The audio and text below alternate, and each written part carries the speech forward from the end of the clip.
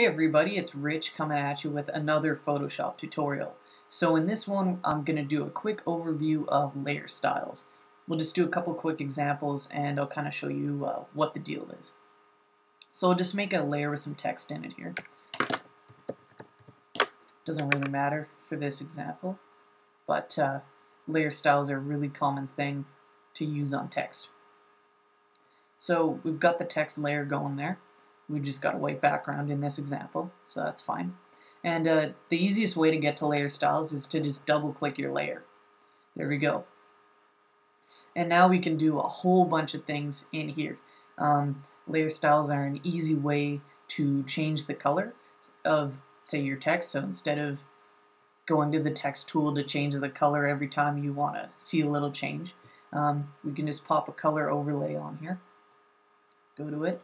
And then change the color as you like. That looks nice. Okay. Another thing we can do is easily stroke. So instead of like selecting your text and then stroking the selection, easiest way is to just use layer styles on it. So you can obviously change the size. An important thing about stroking is the position of the stroke. So you can get it to wrap around the outside of your text layer, or you can go inside, or you can also center it. And this is really useful because the position of the stroke really matters a lot for how it's going to look. So I think center looks a little weird. Like you can see it kind of splits off there, and we've got some gaps around here. So I'm going to go for outside. That looks a little nicer to me. And then of course you can do your opacity and blend mode and everything. You can also do a gradient. Let's do a gradient fill. That might be nice. That looks crazy, but that's fine. See, now we've got a really ugly but kind of interesting stroke on there. Let's see, what else can we change that to?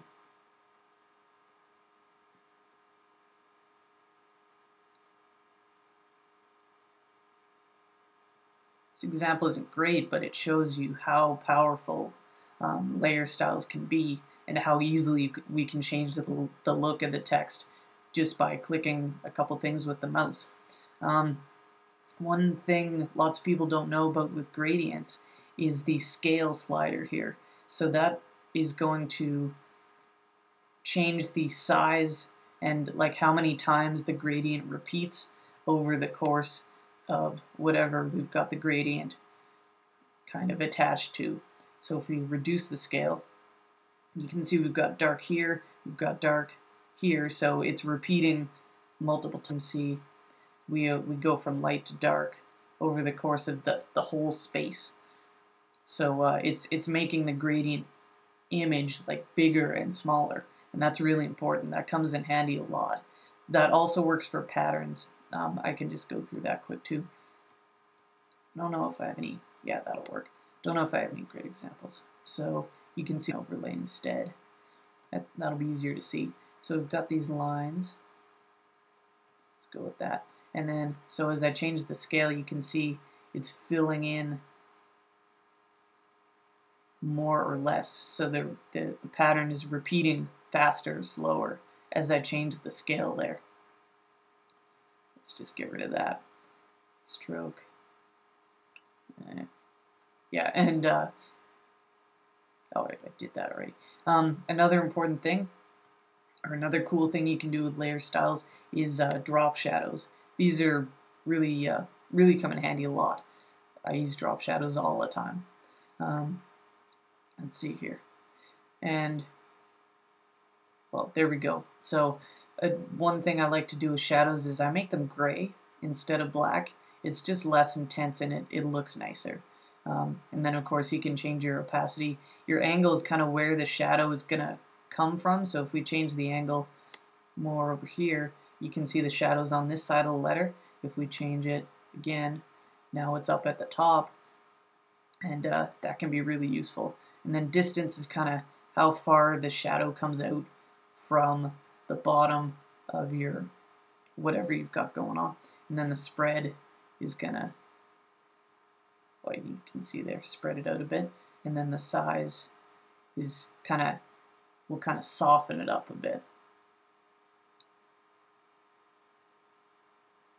Drop shadows are really useful. You can really just add just enough to your image that'll make it more interesting. And then the contour is kind of an interesting thing. That shows like the profile of the shadow. So if you can, when we change it, you can see how different that looks. You can get really different looks depending on your contour. And if you click, you can also edit it and make it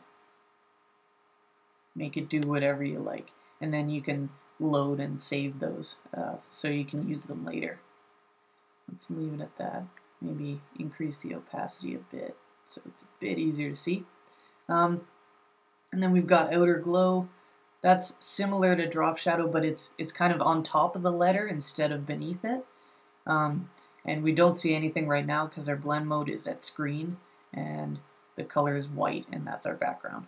So if we change it to red or something, we should be able to see it a bit better. Opacity, and then let's make it bigger. Now you can see what's going on. It's sort of on top instead of on the bottom. That's inside the letter, sort of like an outer glow, except it's confined to whatever you've got here. Screen will show up there because we've got a red background on the letter. You can increase the size and then you can see what that does. So that's kind of useful. You can use layer styles to like make your letters shiny looking and that kind of thing. That's a common use for them. And then we've got bevel and emboss. These sometimes look a little fake, but if you play with the settings, you can actually get some nice effects. And they're kind of complicated. The main thing with Photoshop for learning anything is to just click buttons and play with things and see what they do. So like we'll see what happens when we slide things. That's the easiest way to learn Photoshop, is to just less intense, since we've changed the color from black to gray. That's a bit nicer looking than it was before. And then we've got satin as well. That's a weird one. That's kind of an overlay over the letter. That's where you can get kind of a shine going instead of like using this tool as opposed to like an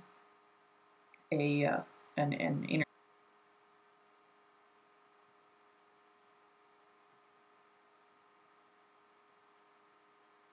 See, we got some crazy stuff going on those letters there. And then again, like a shadow, this can do a contour. You can adjust the contour and change how that looks. So that's pretty cool. So you can get jagged or like crazy looking things like that. Contours are really useful. And the most useful thing is you can make your own. To zoom in a bit. And there we go. Well, that's our final result. It's not exactly pretty. It's sort of interesting looking. Maybe take away that stroke. That might look cooler. Double click to bring up your layer styles again. Let's maybe go with a gradient instead of a pattern. That's a little nicer. Oh yeah, you can also reverse gradients. So the way a gradient repeats is shown in this here, where you define the colors and the stops for your gradient. So you can see we go from a dark brown to a darker brown to a lighter. And then if we reverse it, if you watch the letters here, it's going to be dark on this side and lighter on this side. That's just a useful tip. Instead of going and redefining your gradient, just hit reverse and there you go. It instantly flips over. So that looks a little better than what we had going on before. And there's our final result. We've got some interesting text. We've got bevel and emboss. We've got a satin effect here, a drop shadow, color overlay.